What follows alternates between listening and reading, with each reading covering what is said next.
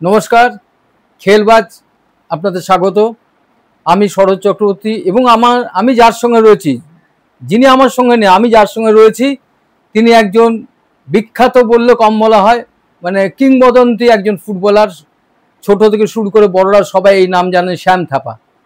শ্যাম থাপার back volley, bicycle kick, Shyam থাপার জনপ্রিয়তা সব নিয়ে কলকাতা মানুষ মাতোয়ারা। 70 দশকে যেমন ছিল আজও রয়েছে, খেলা ছাড়লেও তিনি কিন্তু এখনো জনপ্রিয়তার শীর্ষে রয়েছেন। আমরা সে শ্যাম থাপার বাড়িতেই রয়েছি, চারপাশে মেডেল, ছবি, এত ছবি আছে যে ঘরটা গোছানো হচ্ছে, যেই কারণে ছবিগুলো আপনাদের সরাসরি দেখাতে পারছি না, পরে দেখাবো। কিন্তু আমরা শ্যামদাকে প্রথমে স্বাগত জানিয়ে নিই খেলবাজের পক্ষ থেকে। শ্যাম থাপার বয়স কত আমরা জানতে চাই না, কেন যে শ্যাম থাপার সারা জীবন তরুণ, ইউথ, এই তারুণ্যটা শ্যাম থাপাকে চারিদিকে মানে তাড়িয়ে নিয়ে বেড়ায়। শ্যামদা আজ কলকাতায়, কালকে দেরাদুন, পরশু দিল্লি, তারপর দিন বম্বে, তারপর দিন ছেলের কাছে অস্ট্রেলিয়ায় ছেলে রয়েছে, কখনো নেপাল, মানে দার্জিলিং, মানে শ্যামদা সারা ভারতবর্ষ চষে বেড়াচ্ছেন। বয়স 70 পার হয়ে গেছে, তবুও বলছি কত বয়স শ্যামদা নিজে বলবেন না, আমরা জানতে চাইছি না, কিন্তু 70 পার হয়েছে। 1966 সালে শ্যাম থাপাকে আবিষ্কার করেন জ্যোতিষ ঘোষ। সে বিখ্যাত জ্যোতিষ ঘোষ, জেসি ঘো ইস্টবেঙ্গল ক্লাবের তিনি আবিষ্কার করেন যখন দেরাদুনে ইস্টবেঙ্গল ক্লাব খেলতে যায় একটা প্রদর্শনী ম্যাচ। রাম বাহাদুর ছিলেন, আপনারা সবাই জানেন যে আরেকজন রাম বাহাদুর, যাকে ইস্টবেঙ্গলের কাছে নয়নের মণি ছিলেন, সে রাম বাহাদুর দেরাদুনে ইস্টবেঙ্গল ক্লাবকে আমন্ত্রণ জানিয়েছিল। খেলা ছিল গোর্খা ব্রিগেডের সঙ্গে। তখন গোর্খা ব্রিগেড খুব ভালো টিম, ছোট, মানে শ্যামদা তখন খুব অল্প বয়স, 16 বছর বয়স। শ্যামদা তখন গোর্খা ব্রিগেডের সঙ্গে ইস্টবেঙ্গল ক্লাবের প্রদর্শনী ম্যাচ হয়েছে।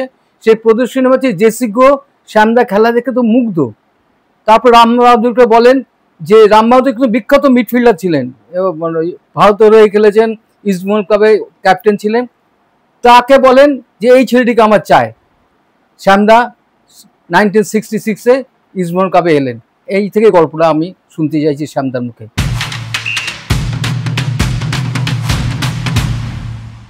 ওই খেলা দেখে জ্যোতিষ গোয়া খেলা পরে আমাকে ডেকে পাঠালেন, বলেন তুমি কলকাতা যাবে খেলবে। আমি তো এরকম অফার, রামকে ডাকলেন, রাম দাদাকে ডেকে বলেন ওকে জিজ্ঞেস করো কি ও কলকাতা যাবে।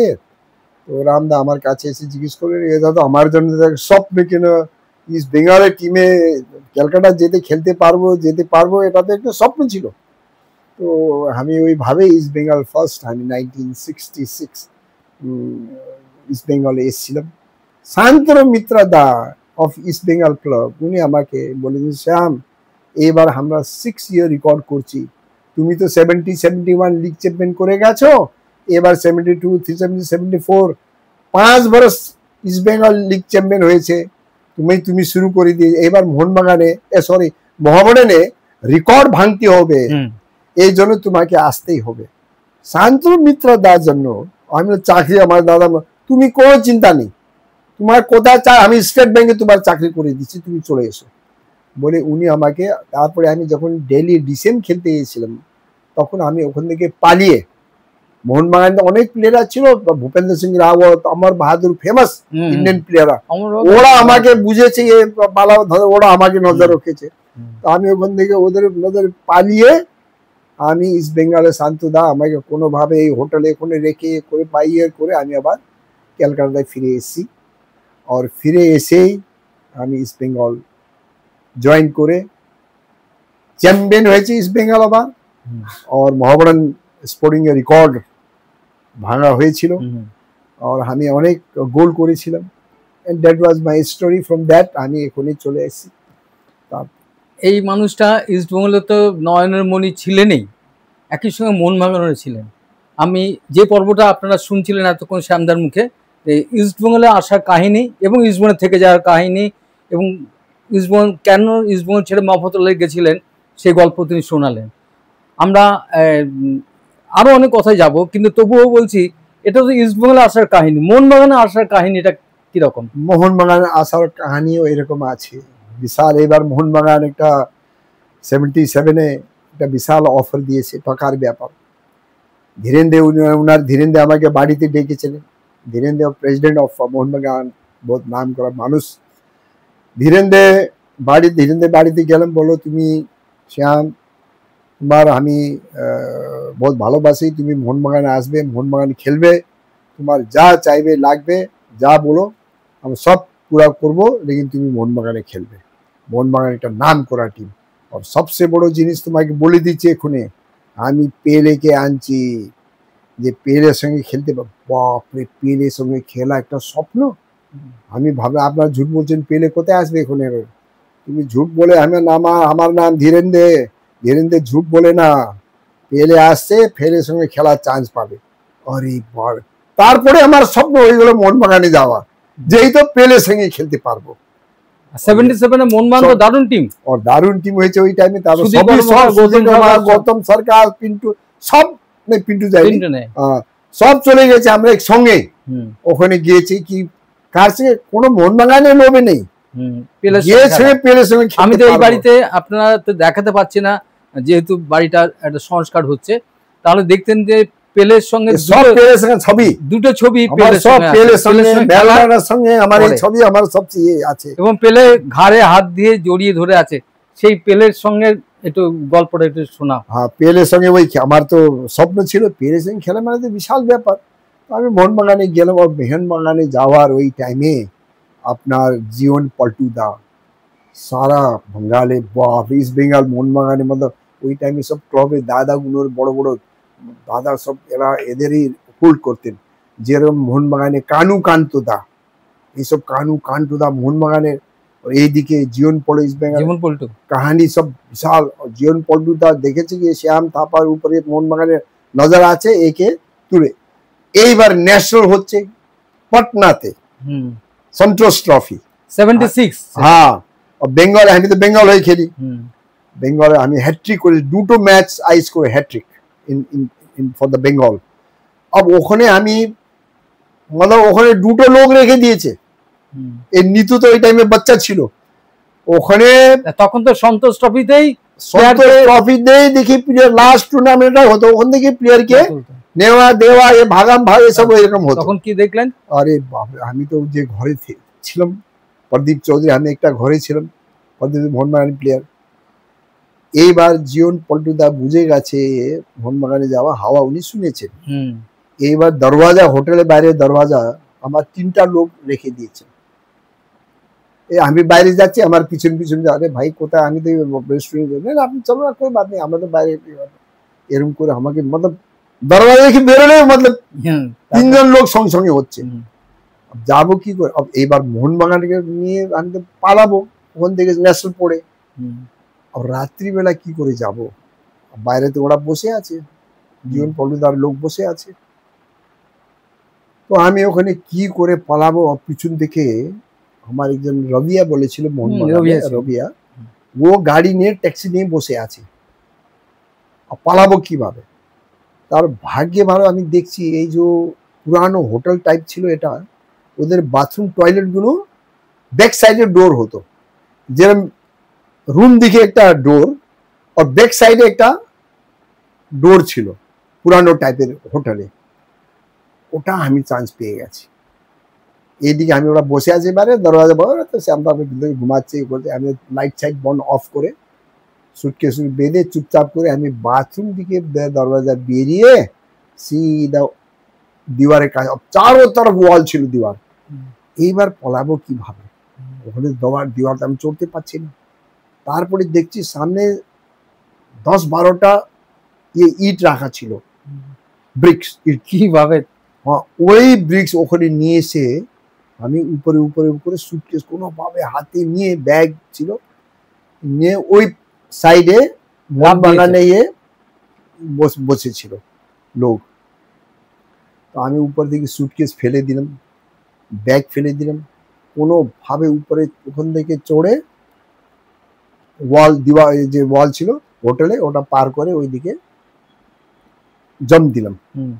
জম দিয়ে হাঁটুরে একটু মতো লেগেছে কি ওই টাইমে, উপরে ছিল, চলো খোঁড়াতে খোঁড়াতে, তারপরে ওই গাড়িতে বসে ওখান থেকে সিধা बनारस, पटना टू बनारस। এইদিকে বসে আছে জীবনের লোক বসে আছে, তো ওরা সকালে দেখছে, ওখান থেকে কেই নিয়ে দরজা খুলছে, কি হলো ভাই, খুলছে না, সকালে আসেনি, যখন দেখছে তো ফাঁকা আছে। আরে বাপরে, ওরা ঘাবড়া, ওরা আবার দিল্লিতে ফোন করেছে ওকে, সর্দারজি ছিল কি নাম, ইস্ট বেঙ্গলে ম্যানেজার ছিল, হ্যাঁ ম্যানেজার হতো, লোকাল ম্যানেজার, সিং নামটা কি সিং ভুলে গেছে, ওকে ফোন করেছে। আর তোমরা পার্টনার সেবারে বেঙ্গল চ্যাম্পিয়ন হলো, হ্যাঁ এগেইনস্ট মহারাষ্ট্র, হ্যাঁ চ্যাম্পিয়ন হয়েছে। আমি ফাইনালে গোল করেছি, ছিল অরুণ ঘোষ, ক্যাপ্টেন ছিল সুরজিৎ সেনগুপ্ত। ইয়েস, ওখান থেকে আমি পালিয়ে সিধা बनारस পৌঁছে গেছি। আবার बनारस দিকে আবার পুরো গাড়ি দেখো, গাড়ি করে দেহরাদুন পৌঁছে গেছি। ওখান থেকে আমি সর্দারজি দিল্লি ম্যানেজ করেছে, ওখান থেকে আমি দেহরাদুন বাই কার দেহরাদুন পৌঁছে, अब ईस्ट बेंगल জেনে গেছে, अब ईस्ट बेंगल देहरादून পৌঁছে গেছে। তখন তো এই ছিল এরকম। अब देहरादून পৌঁছে আমার আঙ্কেল আন্টি কর্নেল ছিলেন আর্মিতে, আর্মিতে লোক বেশি এখানে এলাও করে না, তবে ওরা গিয়েছে, বলেছে আমরা ইস্ট বেঙ্গল দিয়ে গিয়েছি, শ্যাম এখানে এসছে, নাই ও তো এসছিলেন কিন্তু আসেনি। আমি সব বুঝে আগে বলে বুঝে, আমি ওখান থেকে আমি মোবাইল আমি না মোবাইলে কোনো সিস্টেম ছিল না, ফোন করে, হ্যাঁ ফোন হতে এরকম করে যে তোমার ঘরের মধ্যে ফোন, এটা সব মোবাইল ছিল না। ওখান থেকে আমি পালিয়ে গেছি মসুরি। দেহরাদুন থেকে আমি ওনার বাড়ি থেকে আমি আঙ্কেল বলে আমি মসুরি পালিয়ে যাচ্ছি, আপনি ওর লোক আসলে আপনি বলবেন ও এখন নেই, তো আসেনি। আমি ওখান থেকে মসুরি পালিয়ে গেছি, মসুরি গিয়ে ওখানে হোটেলে বসে আছি, এরা এসে ওখানে, আরে কোথায় পয়সা, कोई लोग এসে ওখানে আসেনি বলছে আঙ্কেল আন্টিরা, মানে এটা মানে বিচারা এটা খারাপ লাগে এখন ইস্ট বেঙ্গল ভাবে, লেকিন তখন ওরা বলছে কোথায় গেল, ওরা বুঝতে পারেনি। কেন আঙ্কেল আন্টিকে আমি বলে দিয়েছি আপনি তো আর্মির এরিয়া, একটা কর্নেল সাহেব আছেন, কর্নেল সাহেব সঙ্গে তো ওনারা করতে পারবে না, ডিসকাস করতে পারবে, কিছু বলতেও পারবে না। তো আমার আন্টি বলছে আপনার আসে দেখুন ঘর ভিতরে, আমি তো আপনার বলছি ও এখানে আমার এসছিল একবার, এসে কোথায় গিয়েছে আমিও জানি না, বলো কোথায় যাবে বলেছিল, বন্ধুর সঙ্গে কোথায় গিয়েছে। তো আপনি আসুন ঘর দেখুন, সব দেখুন, ভিতরে দেখাতে, ওরাও গিয়েছে, লুকে বসে আছে ভিতরে, সব দেখেছি ইস্ট বেঙ্গলে করে। আমি মসুরি পালিয়ে গেছিলাম, পরে ওখান থেকে 3 দিন 4 দিন পরে আমি, ওরা তো পায়নি, আমাকে ফিরে গেছে। বাস তারপরে এসে আবার লাস্টে ওরা মোহনবাগান ওখানে কথা বলে ইয়ে করে আবার আমি ফিরে এসেছিলাম। তখন তো এয়ারপোর্টে হাজার মানুষ দেখি, বেশি কানু কান্ত দা ওই মোহনবাগানে মস্তানে গুলো, ওনার মস্তানের পিছনে 50-60 লোক হবে, এয়ারপোর্ট দিকে গাড়ি 10-12টা গাড়ি হবে, ওটা করে আমাকে নিয়েছেন মোহনবাগান টেন্টে। ওখান থেকে ভয় করছে না তখন? ভয় তো আমি তো ভয় তো করছিল, তখন তো সই করতে হবে, হ্যাঁ ওতে যেতে হবে।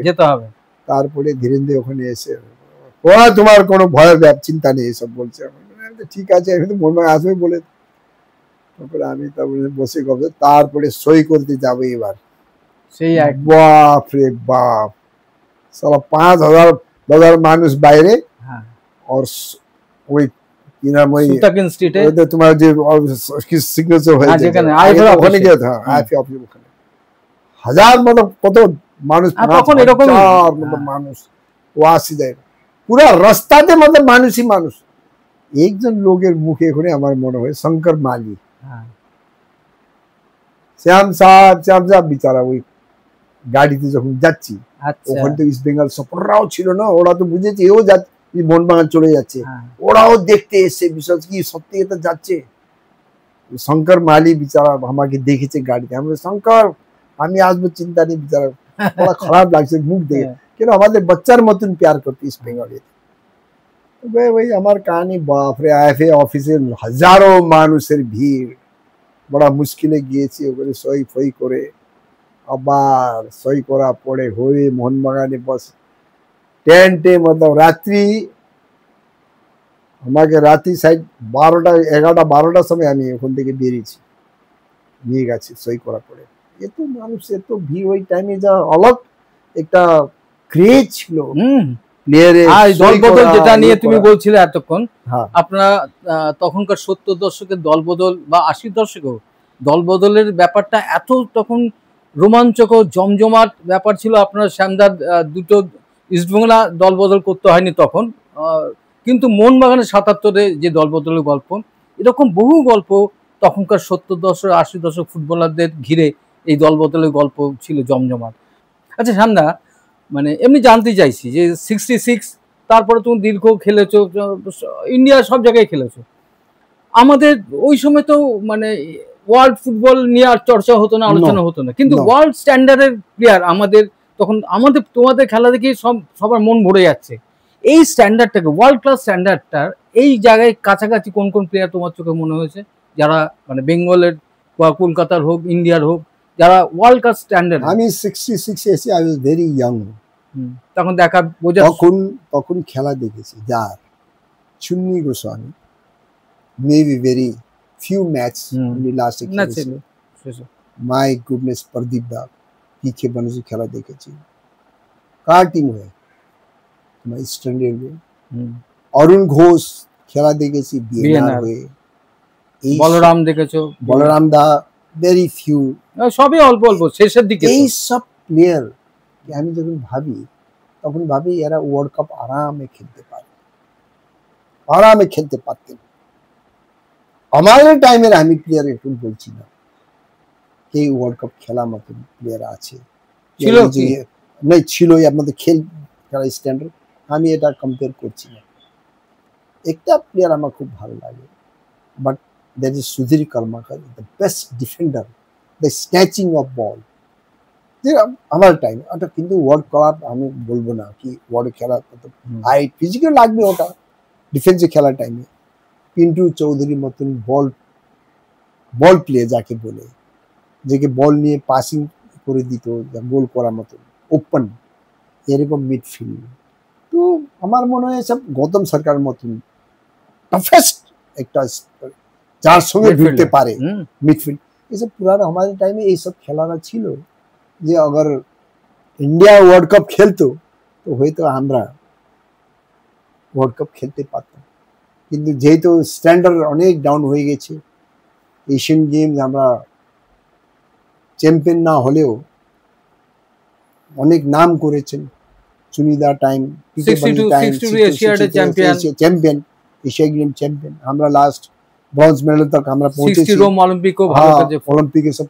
না আমি বলতে চাইছি যে আমাদের মানে যে কারণে কলকাতা ফুটবল নিয়ে এত ক্রেজি, লোকে চলে আসছে, অফিস থেকে চলে আসছে, টিকিটে এরকম ক্রেজ, এই খেলোয়াড়দের স্ট্যান্ডার্ডটা তুমি মনে করো কি মানে যেরকম ভাবে আর্জেন্টিনা, ব্রাজিল, স্পেন ওই দেশের মতন আছে, আমাদের স্ট্যান্ডার্ডটা কিরকম ছিল তখনকার সময়, 70 আসে 70s 80s এর সময়? বিলকুল কাছাকাছি ছিল, আমি দেখেছি, আমি বলবো ওই টাইমে। না আমরা তো নেহরু কাপে তো প্রমাণ করেছি, ওই বললাম আমি, বিলকুল কাছাকাছি ছিল আমরা ওই টাইমে। তক ফুটবল স্ট্যান্ডার্ড, আমরা সব ইন্ডিয়ান প্লেয়ার খেলতাম। সুনিদা, প্রদীপ দা টাইম তো সব ইন্ডিয়ান প্লেয়াররাই খেলতো না, আমরা ভালো খেলতাম। তারপরে আমার টাইম দেখে অনেক আমরা বাইরে, এ তো পরে মসজিদ আসে বলে, ইরান দিকে এসে বলে অনেক ফরেন প্লেয়ার একটা চেঞ্জ হয়ে গেল, হ্যাঁ চিমা এসে গেলো বলে সব অনেক চেঞ্জ হলো। কিন্তু ওরা আগে তো আমরা সব ইন্ডিয়ান প্লেয়ারে খেলতাম। এশিয়ান গেমে আমরা ভালো খেলেছি, মডেকাতে আমরা ভালো খেলতাম ওই টাইমে। তো কি আছে ওই টাইমে আমরা ইন্ডিয়ান প্লেয়াররা চান্স পেতাম, আমরা খেলতাম। কিন্তু যখন থেকে আমি যা বলছি, এই যে ফরেন প্লেয়াররা যে এসে, যে একটা টিমে 4-5 ফরেন প্লেয়াররা আরম্ভ করেছে খেলতে, আমাদের যে মেন মতলব যে স্ট্রেন্থ বলবো ইন্ডিয়ান ফুটবলে, আমার প্লেয়ারে স্ট্রেন্থ বলবো, এই সবটা একদম ডাউন হয়ে গেছে। কেন এখানে আজকাল যে জাপান, ইভেন সিঙ্গাপুরে যে ফরেন প্লেয়ার চান্স পায় না, ওই প্লেয়াররা আইএসএল এসে খেলে।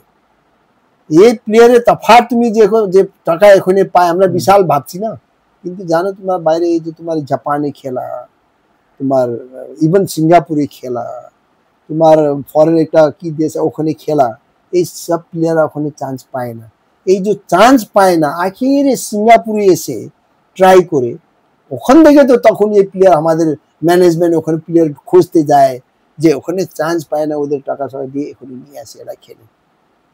কোন প্লেয়ার এটা বলতে পারবে ফরেন প্লেয়ার মধ্যে কি ওহো this player is like it, this player type খেলছে কি, মানে এটা কথা এক্সাম্পল।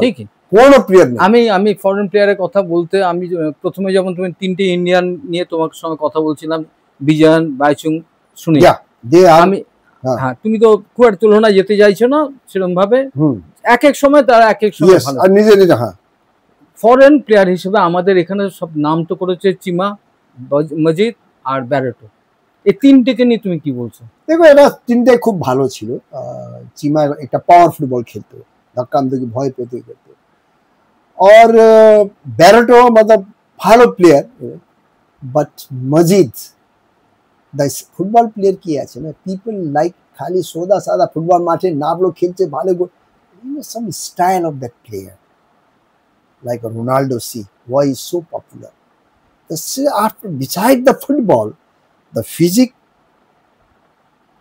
activity active যে থাকে ফুটবলে যে দেখায় या personality যে থাকে, same type the after scoring a goal the style, so whole football lovers are mad of Ronaldo. এই সেম মজিদে ওর যে খেলাতে যা বিউটি ছিল, the dribbling, the passing, the movement, you know, that is also counts. So Majid was আমাকে মজিদে খেলা খুব ভালো, because I met him long time. I played with him against in Darjeeling also. And but his playing of style, একটা প্লেয়ারে the playing of style should be good. ওটা একটা ক্রাউডকে ওটা নিতে হবে।